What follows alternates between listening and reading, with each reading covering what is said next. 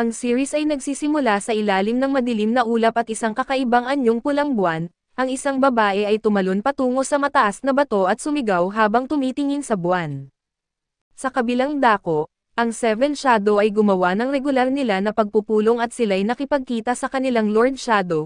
Mukhang lahat ng bagay ay naging ayon sa kanilang plano dahil sa naging tahimik ang Diabolos Cult sa pangunahing lungsod at lahat ng kanilang plano ay naisakatuparan na. Subalit kailangan nilang pagdesisyonan ang isang hindi kanais-nais na mga pangyayari sa lungsod ng Lawless City. Sinabi nila sa kanilang Lord Shadow na may mga kahina-hinalang transaksyon sa syudad at maraming pera ang ipinadala sa lungsod na nagbigay sa kanila ng malaking pag-aalala, dahil sa kilala ang lungsod sa kanilang kakaibang pamumuhay. Ang lungsod ay nasa gitna ng mundo kaya walang may-ari nito, at ipinagbigay alam nila sa kanilang Panginoon na walang may-ari sa lupang iyon at kung may masama na mangyayari sa lungsod, ito ay makakaapekto sa iba pang mga lungsod. Kailangan nilang kumilos kahit sa kanilang panghihinayang, kailangan nilang iwan muna ang kanilang mga plano at asikasuhin ito at sa una, sinabi ng Lord Shadow na nakikita na niya ang kanilang tinutukoy at ang kapahamakan ay paparating. Biglang may napakalakas na ingay sa langit at ang ulap ay nagbago at ipinakita nito ang pulang buwan, lahat sila'y tumingin sa langit at nakita nila na may malaking gulo na paparating. Ito'y wala nang iba kundi ang alamat na pulang buwan na nagdala ng takot. Sinabi nila sa kanilang Panginoon na kailangan nilang maghanap ng solusyon agad-agad, pero binanggit ng Lord Shadow sa kanila na huwag mag-alala dahil siya na mismo ang mag-aayos nito. Hindi sila komportable sa desisyong iyon dahil alam nila na ito ay delikado at maaari mamatay ang kanilang Panginoon. Naisip niya kung hindi ba sila nagtitiwala sa kanya at sinabi niyang gagamitin niya ang pinakamahusay na paraan.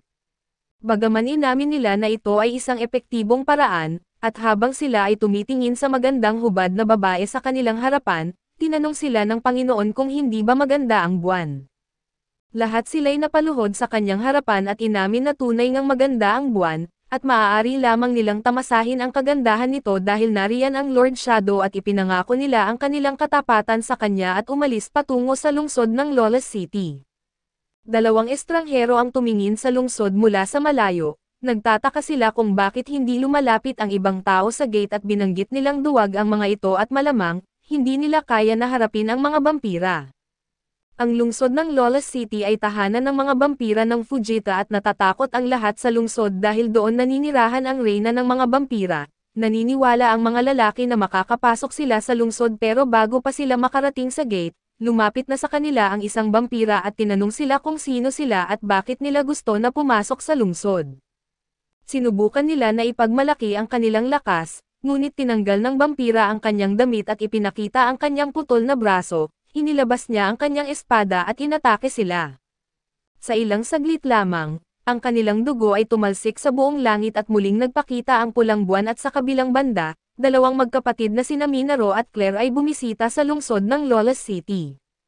Hindi alam ni Minaro kung bakit sila nandoon sa lungsod subalit hinihila siya ni Claire at gayunpaman, nasasabik siyang makita ang bagong lungsod at gusto niya ang hitsura nito, binanggit sa kanya ni Claire na hindi dapat siya magpakita o magpapansin dahil ayaw niyang malaman ng sino man na nandoon siya. Dahil hindi talaga niya alam ang dahilan ng kanilang pagbisita, tinanong niya si Claire kung saan sila pupunta at ang plano ni Claire ay iba, at nagnanais siyang bisitahin ang Dark Knight Association bago ang lahat. Hindi alam ni Minaro kung ano ang gagawin nito sa Dark Knight Association dahil wala ito sa kanilang lungsod, ipinaliwanag pa sa kanya ni Claire na may sarili silang samahan sa kanilang lungsod, ngunit ang Dark Knight Association ay isang lihim na samahan na itinatag sa lungsod ng Lawless City. Ayaw niyang intindihin ito. Alam niya na hindi maaaring magkamali ang kanyang kapatid at naalala niya na isang beses ay ipinahayag siyang patay at iyon ang tila ba nangyari, inilibing siya pero maraming bagay ang nangyari na hindi niya maintindihan, pero ang alam niya lang ay buhay siya ngayon.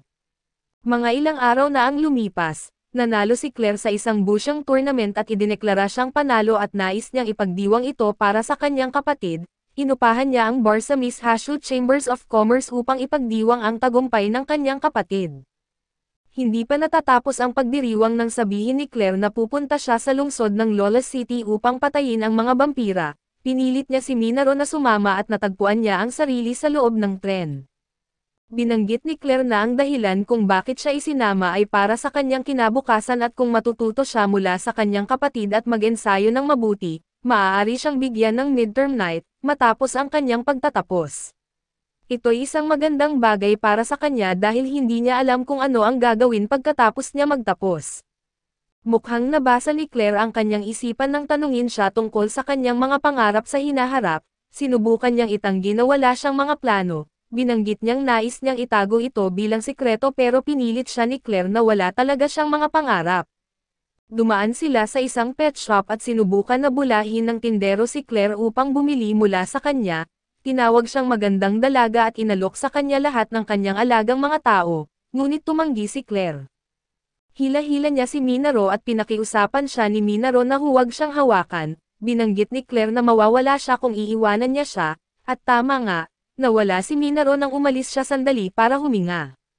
Napadpad siya sa gilid ng kalsada at nagtataka kung paano siya makakabalik ng biglang, isa sa mga bandit ang kumuha ng kanyang wallet at ginamit ni Minaro ang kanyang mahika upang kunin muli ang kanyang wallet, at ninakaw din niya ang iba pang bagay na kinuha ng lalaki mula sa iba. Patuloy siyang kumukuha ng mga ninakaw ng lalaki at naglalakad na may mga wallet, at biglang nakita niya ang ilang lalaki na binubugbog ang isang vampira na alalay at kilala niya ang mga vampira na alalay bilang malalakas, at nagtataka siya kung bakit sila minaltrato ng ganon. Sa lungsod ng Lawless City, pinatay ng mga lalaki ang vampira at iyon ang kanilang inakala, ngunit bumangon ang vampira at naging mabangis at inatake niya silang lahat, at ang tsismis na narinig ni Minaro tungkol sa mga vampira ay ang kanilang kakayahang manghawa sa sino mang kanilang magiging biktima. Mukhang iyon nga ang nangyayari dahil ang bawat isa na kinagat ng vampira ay nagiging vampira rin at muling pumula ang buwan, nagtataka siya kung ano ang dapat gawin nang biglang may babae na lumapit at pinatay ang mga vampira. Ipinakilala niya ang sarili bilang si Mary, isang sinaunang mangangaso ng vampira at inirerekomenda sa kanya na tumakas agad dahil isang sakuna na ang nagsisimula, agad itong lumipad patungo sa pulang buwan at naisip niya kung gaano kasaya ang lungsod at kung gaano niya ito magugustuhan. Samantalang si Claire ang kapatid ni Sid, ay pumunta sa kwarto ng hotel upang hanapin siya at dahil hindi niya ito natagpuan, nagalit siya dahil sinabi niya kay Sid na maging mabait at manatili sa loob ng kanyang kwarto. Sa parehong oras, may isang lalaki na biglang tumakbo mula sa kalapit na kwarto, hinahabol siya ng isang ghoul na kanyang naging kasamahan at hindi ito nag-transform sa isang hayop na walang isip. Dahil hinahabol ng ghoul ang lalaki at gustong kainin ang lato-lato nito, agad na pinatay ito ni Claire sa pamamagitan ng sipa sa mukha bago pamasaktan ng ghoul ang lalaki. Bagaman naligtas ni Claire ang lalaki, natakot ito sa kanya at humingi ng paumanhin kay Claire dahil sa takot at di alam ng lalaki ang nangyayari, ngunit nagpasalamat pa rin siya sa babae sa pagligtas sa kanya. Gayunpaman, hindi pinansin ni Claire ang pasasalamat at tinanong ang lalaki kung nakita niya ang isang batang may itim na buhok at itim na mata, ipinapakita na ang kanyang focus ay ang paghahanap kay Sid. Siyempre, hindi alam ng lalaki kung ano ang pinagsasabi ni Claire at iniisip nito na baka siya ay baliw. Kinuha niya ang pinakamalapit na bagay na maaari niyang gamitin upang protektahan ang sarili, kaso ang nakuha niya ay ang patay na katawan ng ghoul.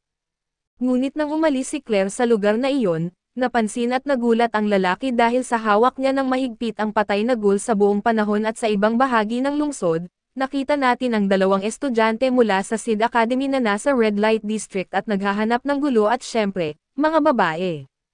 Isa sa kanila ay iniisip na ito ang kanilang pagkakataon na magkaroon ng kasama sa gabi, ngunit sa tingin ko, magiging tulad sila ng mga manok dahil may mangyayari na magpapakilos sa kanila na parang mga manok. Kahit alam ng dalawang ito na maaari silang masipa sa akademya, hindi sila umuurong dahil ito ay isang pagkakataon na hindi nila palampasin, ngunit natapos ang kanilang excitement nang masipa sila ng isang grupo ng ghouls na mula sa likod. Napagtanto nila na malapit na silang mamatay kaya nag-transform sila sa pagiging mga manok na tulad ng aking sinabi, at tumakbo ng mabilis at sumisigaw parang mga manok. Sa kanilang pagsisigaw, gumising ang isang babae na nagngangalang Marie mula sa kanyang pagtulog at nagsimulang magtanong kung ano ang nangyayari, binanggit niya na pinipilit siyang gawin ang mga bagay na hindi niya gusto kasama ang ibang lalaki. Tumingin siya sa labas ng bintana at iniisip kung ano pa ang mas masama ang maaaring mangyari sa kanyang buhay. Nakita niya na ang mga kalsada ay parang eksena mula sa pelikulang The Walking Dead.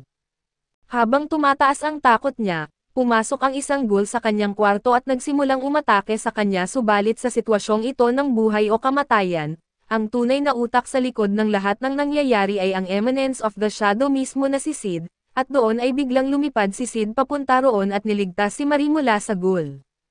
Ipinabatid niya kay Marie ang rason ng pagiging sanhi ng pagiging ghouls ng mga tao at ito'y dahil sa Crescent Moon, kaya sinabihan niya ito na tumakas ng malayo at matapos ipaalam kay Marie ang tungkol dito, muling naglaho si Sid sa mga anino. Sa sandaling iyon, pumasok ang kaibigan ni Marie sa kwarto at nalaman mula sa kanya na siya ay niligtas ng mismong lalaki, kaya naguluhan siya kung bakit siya niligtas nito dahil sa kilala ito bilang isang masamang mastermind. Gayunpaman, hindi naniniwala si Marie na masama si Sid at upang ipakita ang kanyang suporta sa kanya, nagdesisyon siyang tumakas mula rito at putulin ang kanyang kontrata kahit may posibilidad na magkaroon ito ng panganib sa kanyang buhay. Pagdating sa usapang pagtakas niya mula sa sakuna, sa palagay ng isang babae na may pangalang Yuki na walang sino man ang makakatakas mula sa kalagayang ito, dumating ang kanyang dalawang kasamahan at ikinwento sa kanya ang sitwasyon na ang mga vampira ay nagiging mga ghouls. Kaya doon si Yuki ay bumangon at nagdesisyon na wakasan ang lahat at samantalang si Claire ay tila natagpuan si Sid na nagkalasog-lasog, at nang makita niya itong may gayong nakakaawang kamatayan, siya ay nagsimulang magluksa para sa kanya at sinabihan ang kanyang yumaong kaluluwa na hindi siya dapat umalis sa kanyang kwarto sa hotel. Dumating si Iris at sinabihan si Claire na ang patay na lalaki na hawak niya ay hindi talaga ang kanyang patay na kapatid kundi isang random na tao. Nang marinig iyon, masusing tiningnan ni Claire ang patay na katawan at napagtanto rin niya na hindi nga iyon si Sid. Sa halip na maging kalmado, siya ay nadismaya at tinanong si Iris kung alam nito kung nasaan si Sid at ipinahayag ni Iris sa kanya ang kinalalagyan ni Sid, at binanggit nito na nakita niya si Sid na tumatawa ng sobra sa kalsada kung saan ang mga ghoul ay naghahasik ng lagim. Siyempre, hindi naniwala si Claire dahil sa tingin niya, si Sid ay isang maarte at duwag na kapatid na walang tapang na magstay sa ganitong sitwasyon ng ghoul apocalypse. Subalit, napagpasyahan niyang pakinggan si Iris at nalaman niya na si Sid ay dinala ng mga tagasunod ng Blood Queen patungo sa Crimson Tower, at ito ang kastilyo ng Reyna. Hindi naiintindihan ni Claire kung bakit ang mga tagasunod ng Blood Queen ay mag-a-abduct ng isang random na tao. Ipinaliwanag ni Iris na dinala ng mga tagasunod si Sid upang gisingin ang Reyna mula sa kanyang libong taon na pagtulog, dahil kailangan niya ang dugo ng isang buhay na kabataan. Naniniwala sa sinasabi ni Iris, kinuha ni Claire ang kanyang espada at nagpa siya na makipagtulungan kay Iris upang pumunta sa Crimson Tower at pinagkaisahan nila at tinalo ang maraming ghouls sa kanilang daan, at ipinakilala rin nila ang kanilang mga sarili sa isa't isa. Sa kabilang banda, makikita ang dalawang lalaki na parang mga manok na tumakas at mukhang hindi pa rin sila nagsisisi sa kanilang desisyon na pumunta sa Red Light District dahil sa nakakita sila ng dalawang malalaking Golden Globes. Habang lumalala ang sitwasyon at maging sa mga awtoridad ng bayan, si Shadow mismo ang nagdesisyon na ayusin ang gusot na ito. Nabalitaan ni Mort Crimson na maayos ang kanilang plano na sakupin ang lungsod at nalaman din niya na sina Yuki, Juggernaut at si Shadow na lamang ang mga natitirang hadlang sa kanilang layunin na muling buhayin ang Blood Queen. At dito na rin nagtatapos ang unang episode ng bagong anime na ito. Antabayanan po ninyo sa susunod ang kasunod na episode. Maraming salamat.